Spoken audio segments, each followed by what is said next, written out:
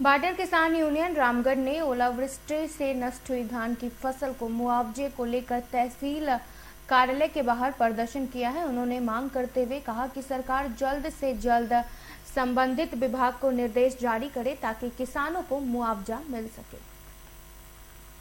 और ये है कि नहीं ना मिलने की बात नहीं है। हेल स्टॉर्म से जो नोटिफाइड कैलामिटी है, इससे नुकसान हुआ है। हमने प्रोजेक्ट किया है, सरकार भी हमसे डेली बेसिस पे अपडेट मांग रही है, तो हम लोग सबमिट कर रहे हैं। हम मेरी तरफ से तो ये एश्योरेंस होगा कि हम किसी आदमी को जिसका नुकसान हुआ है उसको हम कभी छोड़ेंगे नहीं और उसका प्रॉपर तरीके से हम केस प्रोजेक्ट करेंगे।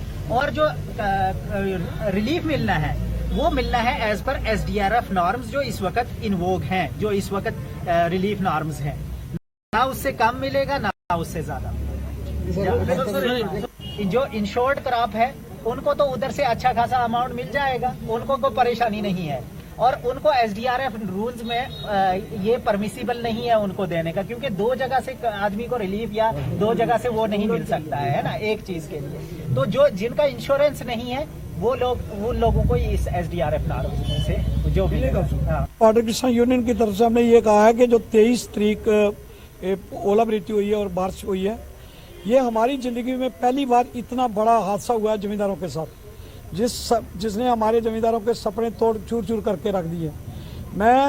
आप हमारे एरिया में जाकर देखो, एक 100% नुकसान होता है। ये 100 से भी ज़्यादा इसलिए है कि जो पराली रह गई है नीचे, वो ना ही इसको कमाई नहीं उठा पाएगी और ना ही कोई इसकी कटाई करेगा। हम ये सोच रहे हैं वो पैसा भी कहाँ से लाएंगे इसको उठाने के लिए।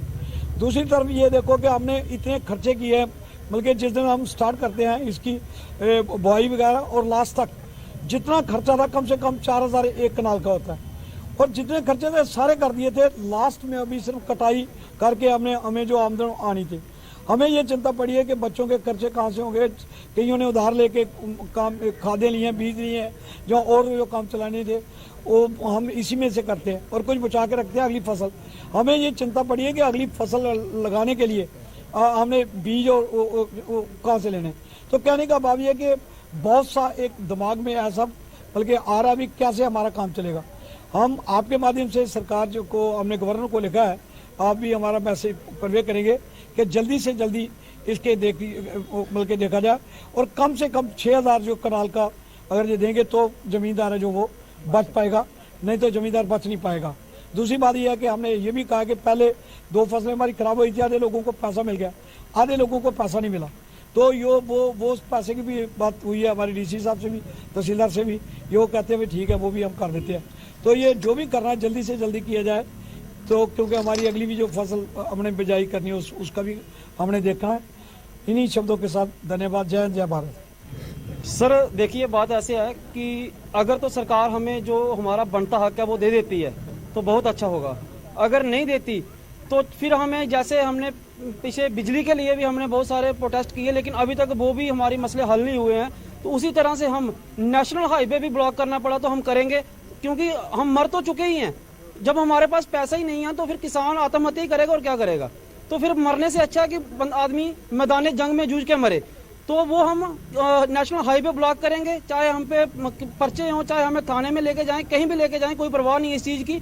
तो हम जोरदार प्रदर्शन करेंगे। और एक बात मैं और कहना चाहूंगा कि जो हमारी फसलें खराब हुई हैं वो पराली को निकालने के लिए हमारा जो खर्चा बहुत ज्यादा आएगा, उसके लिए हमें जो सरकार है वो जो इक्विपमेंट है, जो इम्प्लीमेंट है, वो सरकार हमें मुहैया करवाए। जो हमारे ये ऐसे कि पंजाब में सुपर सीडर है, उस तरह के सुपर सीडर सरकार हमें, चाहे वो मतलब कि हर गांव में 1-2 दे, ठीक है। तो उसके लिए सरकार इस चीज पे ज्यादा जोर दे कि हम जो कनक की खेती है वो अच्छी तरह से कर सकें। डिमांड तो हमारी ये है कि आप जानते ही हैं तकरीबन के कई सालों से किसानों को मार पड़ती आ रही है। हमारे इलाके में 2013 से लेके 15 तक तो फ्लड ने तबाही मचाई, उसके बाद सूखे ने, और इस बार जब ओलों ने ये बर्बादी कर दी है। किसान हर साल हर फसल मरता जा रहा है। किसान की एक फसल भी टूट जाए तो दोबारा उठना मुश्किल हो जाता है।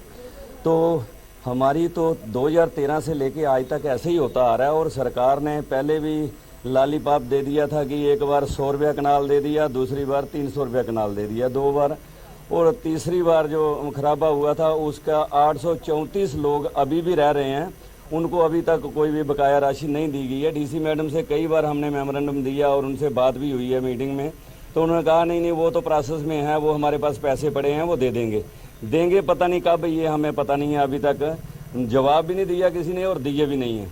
और अभी किसान जो है दिन ब दिन गिरता जा रहा है और किसान के पास अभी सुसाइड के अलावा कोई रास्ता बाकी नहीं बचा है, और फिर भी हम इनको भरोसा दे रहे हैं भाई डट के मुकाबला करना है, ऐसी मुसीबत से ऐसी गलत कोई कार्रवाई नहीं करनी है, क्योंकि बैंक वाले परेशान कर रहे हैं, लोगों ने ट्रैक्टर लोन लिए हुए हैं, और सबसे बड़ी बीमारी जो है केसीसी लोन जो है वो सरकार ने खुद किसानों पे लादे हैं।